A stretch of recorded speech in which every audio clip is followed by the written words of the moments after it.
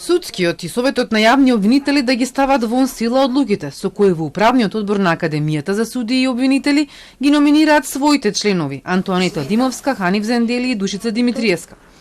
Ова го бара антикорупцијската комисија, која на денешната седница констатираше дека двата совети постапиле незаконски и наместо да предложат активни суди и обвинители, предложиле своји членови на кои судиската и обвинителската функција им е во мирување. Антикорупционерите велат дека според Законот за спречување на корупција и судирни интереси, членовите на советите не смеат да бидат и членови на управен одбор на институции и предпријатија со државен капитал.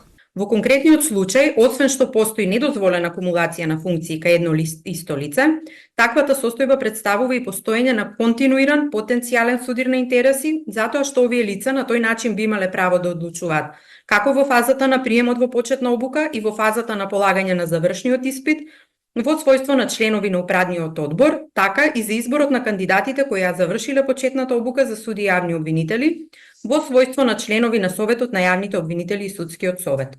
Дали како ќе постапи судски ќе се знае откако ќе ја добијат одлуката.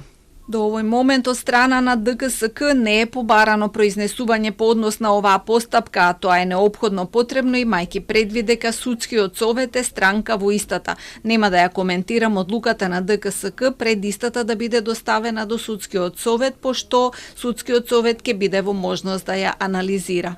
И од Советот на јавните обвинители велат дека разбрале од медиумите кога ќе ја добијат одлуката ќе може да ја коментираат.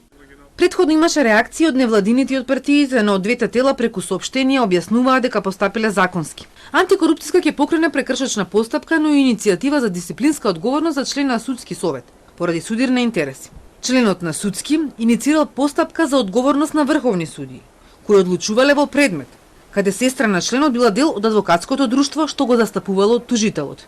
Со оглед дека блиско лице, сестра на член на Судскиот совет, била полномошник од редот на адвокатите на странката, која е изгубила постапката пред Врховниот суд, не само што членот на Судскиот совет не смеел да постапува, туку дотолку повеќе ниту да се јави во улога на иницијатор за поведување на постапка за утврдување на одговорност на суди во Врховен суд кои постапувале во тој предмет каде учествувало негово блиско лице. На денешната седница ДКСК одлучи дека нема судир на интерес во тоа што претседателката на Врховен адеми и државниот обвинител Коцевски се и членови на управниот одбор на Академијата. Членови на управниот одбор, отварам расправа.